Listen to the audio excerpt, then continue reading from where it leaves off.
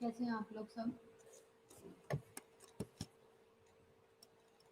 आज का जो हमारा टॉपिक है वो होगा आर्टीरियल लाइन पे। उसकी मैं आज आपको रिवीजन करवाऊंगी, ठीक है, क्योंकि अब आगे हमारा एग्ज़ाम भी है, तो एग्ज़ाम से रिलेटेड उसमें काफ़ी सारी चीज़ें हैं, तो आज हम उसके ऊपर बात करेंगे।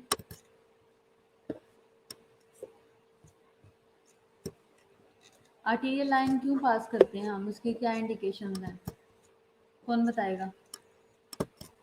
प्रेजेंट कौन है अभी? हाँ जी,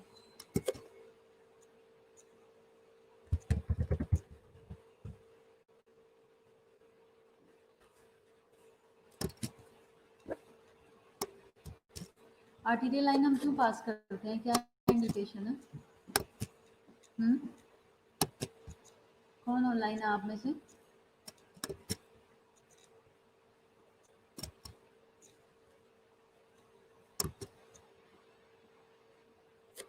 अटेंडेंस लगवा दो, कौन हो?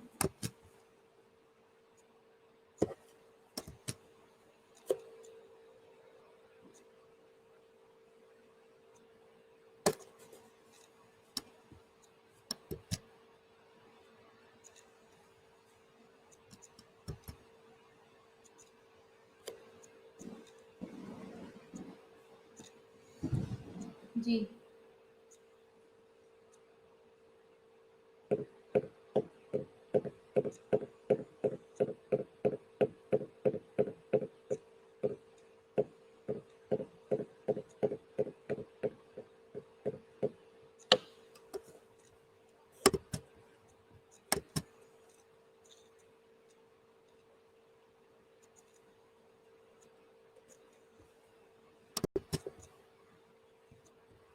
आवाज़ नहीं आ रही मेरी आपको?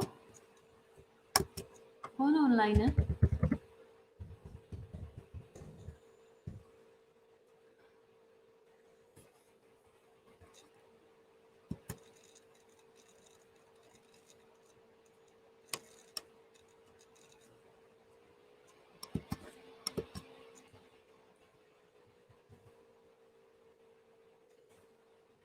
जब हमने कंटिन्यूस बीट टू बीट हमने ब्लड लेना, ब्लड प्रेशर चेक करना होता है, ठीक है, तब हम करते हैं।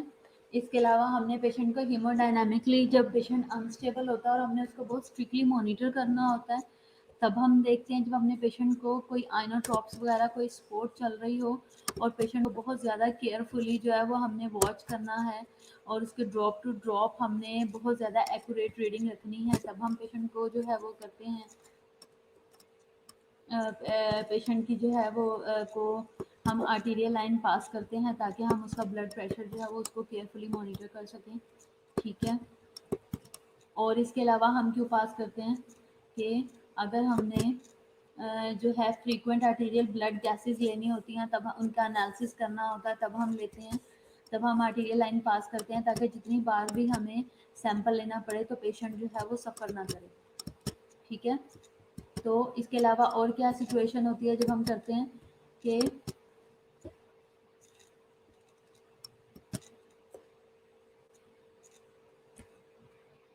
इसके अलावा आपको पता है कि अगर हम पेशेंट को आर्टीरियल लाइन पास नहीं करेंगे तो क्या होगा कि पेशेंट जो है वो बार बार पेशेंट को प्रॉब्लम ये आएगी कि वो जो है उसको हमें बार बार प्रिक करना पड़ेगा, और जितनी बार हम प्रिक कराएंगे उसमें पेशेंट सफ़र करेगा, ठीक है।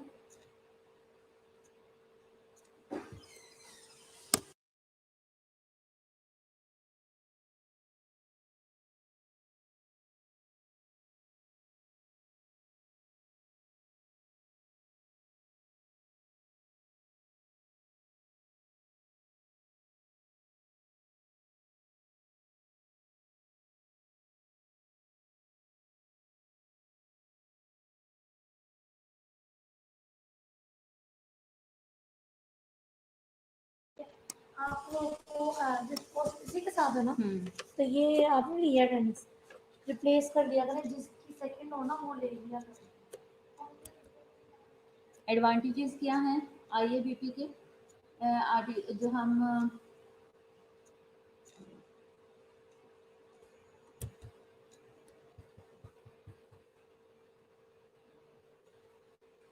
कंटिन्यू ब्लड प्रेशर रिकॉर्डिंग होती रहती है। इसके अलावा एक्यूरेट ब्लड प्रेशर जो है वो रिकॉर्ड होता रहता है। पेशेंट जो है प्रोफाउंड हाइपोटेंसिव हो या हाइपरटेंसिव हो, हाइपो या हाइपर हो, दोनों सिचुएशन में हम क्या करते हैं कि हम पेशेंट को अच्छे तरीके से उसके प्रेशर्स वगैरह को मॉनिटर कर सकते हैं। ठीक है। और इसके अलावा क्या होगा कि अगर हम पेशेंट की अगर IV लाइन जो है वो हम आर्टीरियल लाइन अगर हम पास नहीं करेंगे तो हमें बार बार प्रिक करना पड़ेगा, तो उससे पेशेंट भी सफ़र करेगा और हमारी परफॉर्मेंस जो है वो भी पुअर होगी। हमारी परफॉर्मेंस कैसे पुअर होगी कि हमारा कॉन्फिडेंस जो है, जब पेशेंट प्रॉब्लम में होगा तो हमारा कॉन्फिडेंस जो है वो इससे लो होगा। ठीक है। और इसके अलावा क्या प्रॉब्लम आ सकती है? NIBP जो है वो लेना मुश्किल होता है पेशेंट का। ठीक है। NIBP जो है वो इतना रिलायबल भी नहीं होता, तो इनएक्यूरेट रीडिंग आती है। तो जब हमने रियल टाइम जो हमने रिकॉर्डिंग लेनी होती है, हमें एग्जैक्ट पेशेंट की कंडीशन का पता लगे, जो हम ये चाह रहे हैं हमें रियल सिनेरियो पता लगे, तो उसके लिए इम्पोर्टेंट होता है कि हम पेशेंट को आर्टीरियल लाइन पास करें और उसके थ्रू हम उसकी ब्लड प्रेशर की मॉनिटरिंग करें। क्योंकि ये वाली जो मॉनिटरिंग होती है ये बहुत एक्यूरेट होती है और इसका जो ग्राफ आता है वो बहुत जो है वो एक्यूरेट होता है और वो हमें सिचुएशन जो है वो पेशेंट के साथ जो हीमोडायनामिक जो प्रॉब्लम्स आ रही होती हैं वो हमें उसकी एक क्लियर पिक्चर देता है। ठीक है। समझ आ रही है आपको? डिसएडवांटेज क्या है?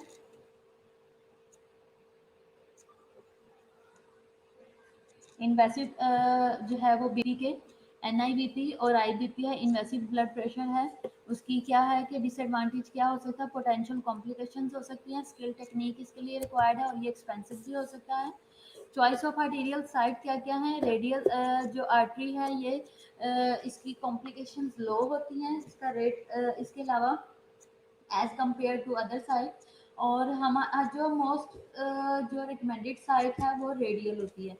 रेडियल इसलिए रिकमेंड की जाती है कि रेडियल में चांसेस कम होते हैं पेशेंट को कॉम्प्लिकेशन होने के। ठीक है।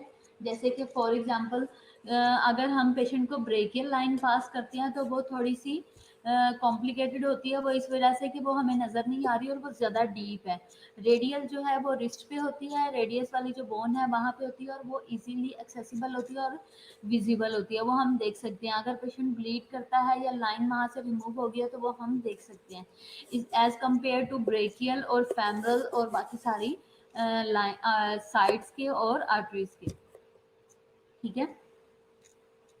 इसके अलावा जो साइड्स होती हैं वो अल्नर होती है, ब्रेकियल होती है, एक्सिलरी होती है, डोर्सालिस पैडिस होती है, पोस्टीरियर टिबियल होती है और इसके अलावा जो है वो फेमरल होती है। ठीक है।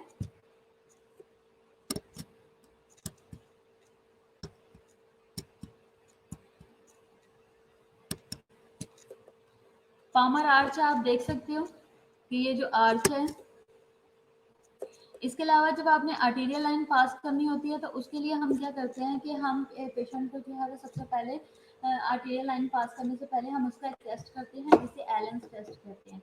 एलेंस टेस्ट हम क्यों करते हैं? ताकि हम देख सकें कि आर्टीरियल लाइन पास करने से पहले हम उसको मॉनिटर कर सकें, हम असेस कर सकें कि क्या पेशेंट जो है वो, अगर हम उसकी एक साइड पे लाइन पास कर देंगे तो क्या उसकी दूसरी साइड पे प्रॉपर सर्कुलेशन हो रही है। क्योंकि अगर हम एक प्रोसीजर कर रहे हैं किसी एक साइड का तो वो वाली साइड डैमेज भी हो सकती है। तो अगर पहले ही उसका आर्म जो है वो कंप्रोमाइज्ड है और पहले ही सर्कुलेशन प्रॉपर नहीं है और एक अगर रेडियल आर्टरी चल रही है और अल्नर नहीं चल रही तो हम पेशेंट के साथ कंप्रोमाइज नहीं करेंगे, हम उसको कॉम्प्लिकेशन में या रिस्क में नहीं डालेंगे। एलेंस टेस्ट क्या है? ये रिकमेंडेड होता है before the insertion of the radial arterial line. This is used to determine collateral circulation. ये कोलैटरल सर्कुलेशन असेस करने के लिए होता है between the ulnar and radial arteries of the hand. ठीक है। If the ulnar perfusion is poor and the cannula occludes the radial artery, ठीक है। अगर जो अल्नर प्रोपियन है वो पुअर है और जो कैनुला है उसने occlude कर दिया है रेडियल आर्टरी को, आर्टरी को, उसका ब्लड फ्लो जो है वो हाथ में नहीं जा रहा, वो रिड्यूस हो गया है, तो उससे क्या होगा, टेस्ट जो है, test is performed by asking the patient to clench their hand. हम उसे कहेंगे कि वो अपने हाथ को क्लेंच कर ले और जो अल्नर और रेडियल आर्टरी है वो हम उसको एक्लूड कर देंगे with the digital pressure.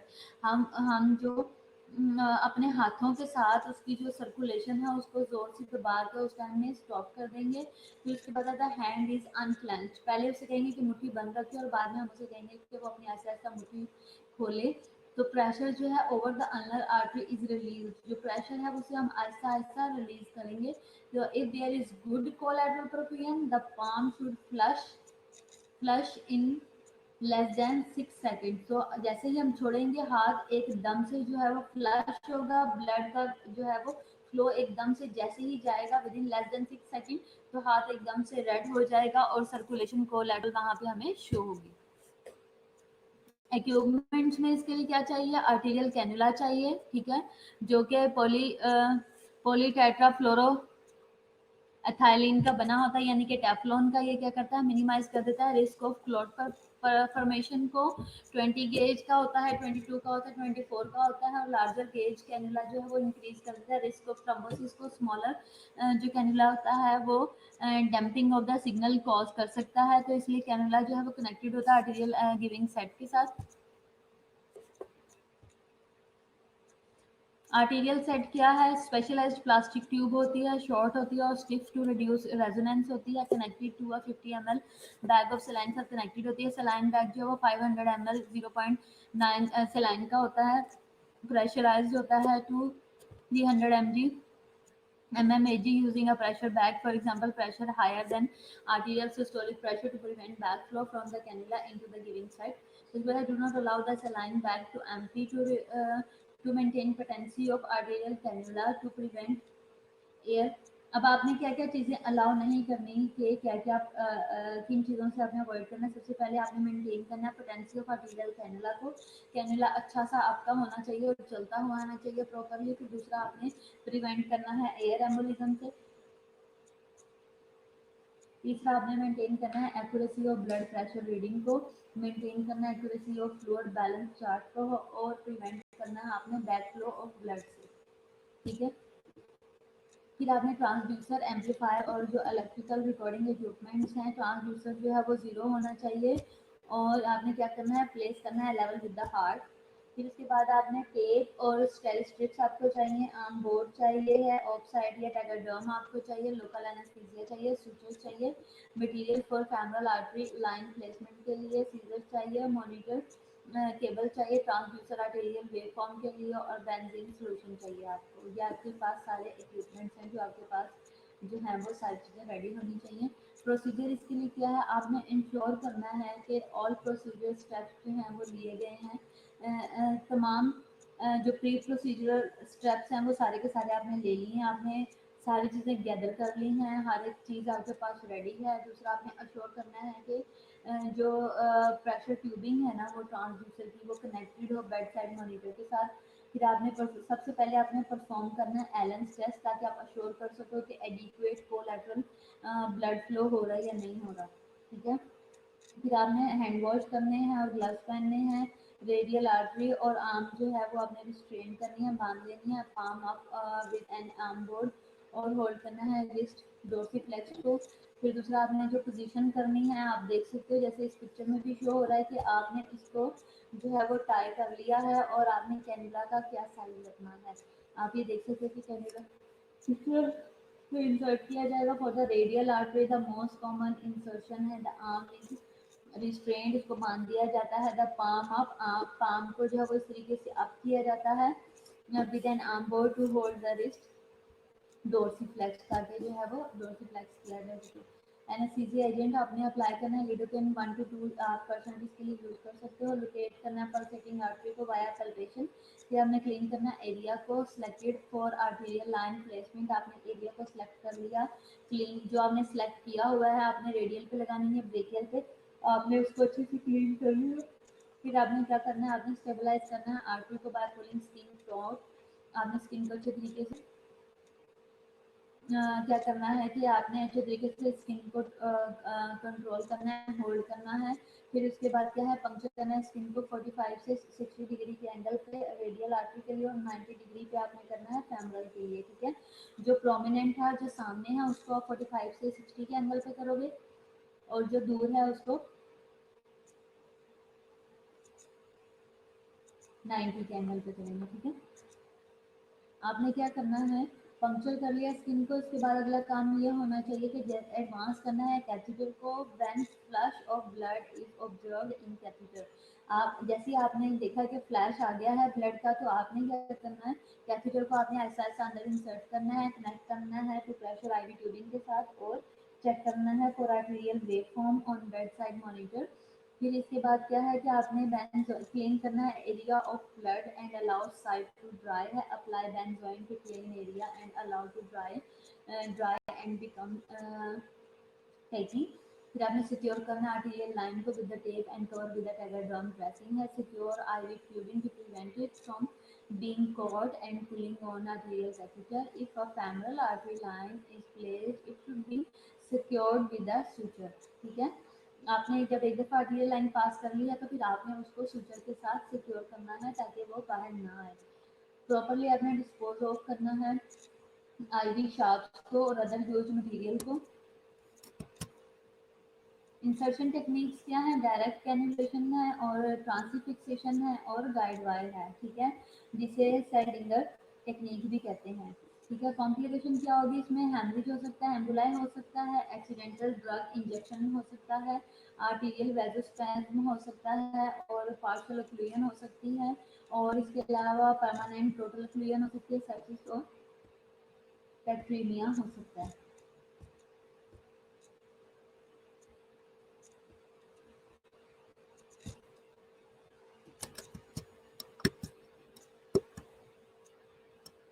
Hemorrhage में क्या है, may occur if there are leaks in the system है, connection must be tightly secured and the giving set and line closely observed. Emboli, air and thromboemboli may occur. ठीक है, care should be taken to aspirate air bubbles। ठीक है, आपने carefully air bubbles जो है उनको aspirate करना है। फिर उसके बाद no drugs should be injected by an arterial line, आपने केयरफुली देखना है कि ड्रग जो है वो इंजेक्ट ना हो, इसलिए आर्टीरियल लाइन जो है उसको प्रॉपरली सिक्योर किया जाता है, और उसके ऊपर बड़ा बड़ा लेबल किया जाता है, रेड पेन के साथ लिखा जाता है आर्टीरियल लाइन। कि कोई भी इसको आईवी लाइन समझ के गलती से इसके अंदर इंजेक्शन जो है वो ना दे, गलती से भी मेडिसिन जो है वो इंजेक्ट ना करे, तो इसका बहुत ज़्यादा ख्याल रखा जाता है। फिर इसके अलावा आर्टीरियल वेसोस्पैज्म भी हो सकता है पेशेंट को, पार्शियल ओक्लूजन भी हो सकती है, पार्शियल यानी कि हाफ जो है वो ब्लॉकेज हो सकती है। कैसे, ड्यू टू लार्ज कैनुलर विड्थ, अगर विड्थ ज़्यादा होगी तो उससे भी ओक्लूजन हो सकती है। मल्टीपल अटेम्प्ट्स की हो at insertion and long duration of use, अगर बहुत ज़्यादा लंबा यूज़ किया हो तो भी। फिर इसके अलावा परमानेंट टोटल ओक्लूजन भी हो सकती है। इसके अलावा सेप्सिस और बैक्टीरिया भी हो सकता है सेकेंडरी टू इसमें क्या है, सेप्सिस और बैक्टीरिया में क्या है, secondary to injected infected radial artery. ठीक है, लाइन इज वेरी रेयर है, 0.13% तक, और इसमें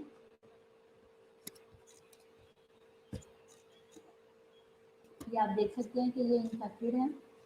never inject anything into an arterial cannula और आर्टीरियल लाइन। ठीक है,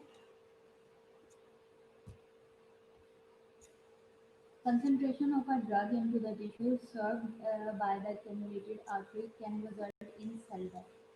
ठीक है, अगर कोई भी इंजेक्शन जो है वो गलती से दे दिया जाता है आर्टरी के अंदर, तो उसका रिजल्ट ये होता है कि सेल डेथ हो सकती है, एरिया नेक्रोटिक हो सकता है, और वहाँ पे नेक्रोसिस जो है वो डैमेज भी कर सकता है बहुत ज़्यादा। स्किन नेक्रोसिस जो है वो क्या होता है कि सीवियर गैंग्रीन में लीविस्कीमिया, एम्पुटेशन और परमानेंट डिसेबिलिटी में भी कन्वर्ट हो सकता है अगर थोड़ा सी नेग्लिजेंस की जाए तो। हाउ इट वर्क्स, ये किस तरह से काम करती है, मैकेनिज्म ऑफ एक्शन ये है कि ट्रांसड्यूसर जो है वो डिवाइस है जो कि रीड करता है read the fluctuation in the pressure, जो भी प्रेशर के अंदर फ्लक्चुएशन होती हैं वो उसे रीड करता है। फिर उसके बाद it does not matter if it is arterial और सेंट्रल वेनस और पल्मोनरी आर्टरी का है, ये मैटर नहीं करता। लेकिन ट्रांसड्यूसर जो है उसका काम ये है कि ब्लड प्रेशर के अंदर जो भी वेरिएशन आती हैं वो हमें रिकॉर्ड करता है, फ्लक्चुएशन आती हैं और वो हमें शो करता है। दूसरा column of saline in the arterial set transmits the pressure changes to the diaphragm in the transducers। जो कॉलम ऑफ सेलाइन जो है वो आर्टीरियल साइड के अंदर जो होता है वो ट्रांसमिट करता है प्रेशर चेंजेस को डायफ्राम के अंदर जो ट्रांसड्यूसर का है, और जो ट्रांसड्यूसर है वो रीड करता है चेंजिंग प्रेशर को और change it into an electrical signal. और वो जो लाइन जो सेलाइन है जब वो मूव कर रही होती है और सेलाइन जो जिस प्रेशर को नोट कर रही होती है, ट्रांसड्यूसर क्या करता है उनके डायाफ्राम से उसको रिसीव करता है और वो जो चेंजेस हो रही होती है प्रेशर में उनको इलेक्ट्रिकल सिग्नल्स के अंदर कन्वर्ट करके हमारे पास सिस्टम के अंदर शो करवाता है। ठीक है, और वो हमारे पास प्रेशर शो हो रहा होता है which is displayed as an arterial waveform. ठीक है, जब आप ट्रांसड्यूसर को यूज़ कर रहे हो तो आपने कपल ऑफ थिंग्स जो हैं उनको बहुत ज़्यादा केयरफुली देखना है। Transducer has to sit in a transducer holder, इसको होल्डर में ही लगना चाहिए। ये आप देख सकते हो ये होल्डर है। फिर उसके बाद है this is the white plastic plate that screw on to the rolling hole that holds the whole setup. ठीक है, ये जो है एक वाइट प्लेट के ऊपर लगा होता है, इसका जो स्क्रू है, और ये प्लेट कंप्लीट ट्रांसड्यूसर प्लेट बनी होती है जो आईवी सेट के ऊपर या आईवी पोल के ऊपर लगी होती है, और सब चीज़ें सारा होल सेटअप जो है वो उसी के ऊपर होता है। ट्रांसड्यूसर जो है वो has to be level correctly to make sure the that it is at the fourth intercostal space at the mid axillary line। ठीक है, फ्लेबोस्टैटिक एक्सिस होना चाहिए इसका। ट्रांसड्यूसर जब आप लगा रहे हो तो आपने बहुत केयरफुली देखना है कि ये फोर्थ इंटरकोस्टल स्पेस पे होना चाहिए। Make sure there is no air in the line before you hook it up to the patient. जब आप पेशेंट के साथ अटैच करें तो आपने बहुत केयरफुली ऑब्जर्व करना है कि इसको के लाइन जो है वो एक तो जीरो पे हो और बगैर एयर के हो, कोई भी एयर बबल ना हो। Zero the line to atmospheric pressure properly. Choose a screen scale that lets you see the waveform clearly। ठीक है, जीरन में क्या है, to ensure accuracy of the reading है plus the device and turn it off to the patient but open to atmosphere. आपने क्या करना है, आपने इंश्योर करना है कि रीडिंग में एक्यूरेसी होनी चाहिए। आपने फ्लश करना है डिवाइस को और उसे ऑफ कर देना है toward off to patient but open to atmosphere. ठीक है, these exert pressures on transducer, ये क्या है, ये एक्सर्ट करते हैं प्रेशर को ट्रांसड्यूसर में। The pressure is called zero. The zero ones per shift or if values are questionable। ठीक है, ensure flush bag is pumped up। Arterial pressure waveform क्या है, once inserted an arterial waveform trace should be displayed at all times। This confirms that the invasive arterial BP monitoring is set up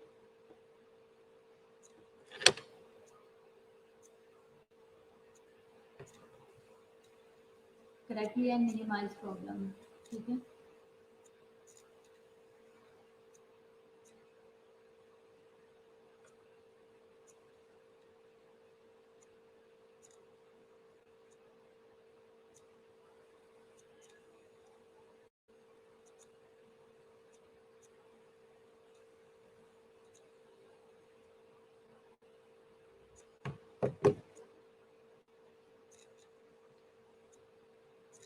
typical जो arterial waveform में आप देख सकते हो कि जो हाईएस्ट पॉइंट है ये सिस्टोलिक प्रेशर को शो कर रहा है, जो लोएस्ट पॉइंट है ये डायस्टोलिक प्रेशर को शो कर रहा है।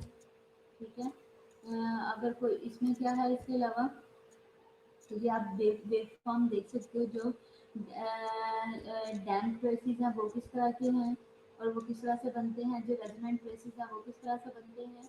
जो जो स्पाइक ट्रेसिंग है वो किस तरह से बनती है। कंपैरिजन आप नॉन इनवेसिव के अंदर कर सकते हो कि आर्टीरियल लाइन जो है वो किस तरह से मेजर होती है। ट्रबल शूट करना है तो वो आप किस तरीके से करोगे।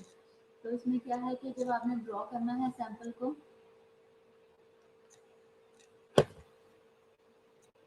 so it takes a year just to learn which way to turn the stopcock। आपने जब सैंपल ड्रॉ करना है तो आप एक बात हमेशा माइंड आप ये चीज़ सीख लो कि आपको कुछ अरसे तक ये प्रॉब्लम आ सकती है कि आपने 3 वे को कहाँ पे ओपन करना है और कहाँ क्लोज करना है, ठीक है। और स्पेशली जब बात हो रही है आर्टीरियल लाइन की, आर्टीरियल लाइन का आपको अंदाज़ा है कि आर्टीरियल लाइन में जितना गश ऑफ ब्लड आता है आप उसे कंट्रोल नहीं कर सकते। This is really true.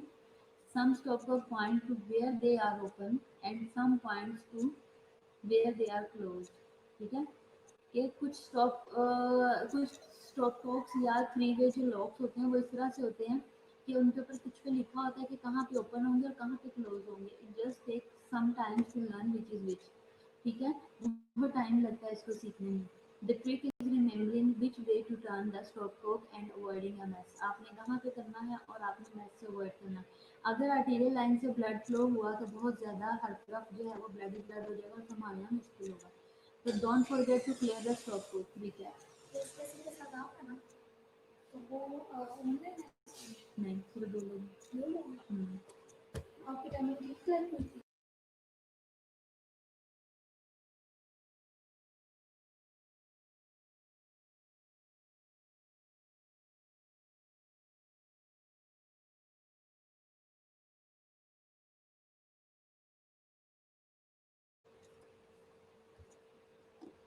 Don't forget to clear the stopcock recap and then flush the line है। फिर उसके बाद keep things nice and straight.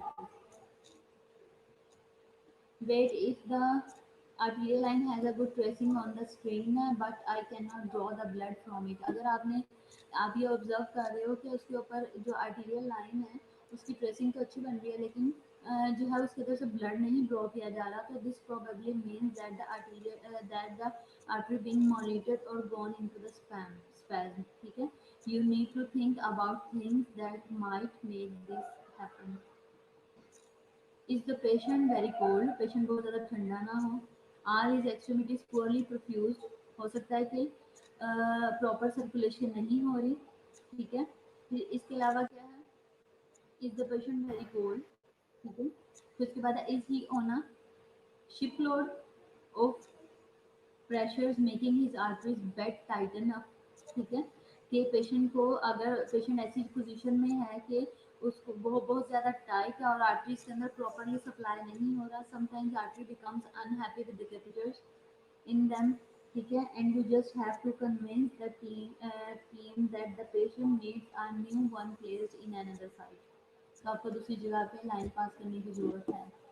But if I lose the trace completely, first is the arterial catheter still in place, क्या आपने proper place पे है। Cable becomes loose, cable loose होने की वजह से भी प्रॉब्लम आ सकती है। Did the screen scale get accidental set to say 40, ठीक है। Is transducer setup failure, is there is a clot in the hub. तो ये सारे रीजन है। इज द कैथेटर किंक भी हो सकता है, मुड़ भी सकता है, टेढ़ा भी हुआ हो सकता है। फिर उसके बाद इज आर्टरी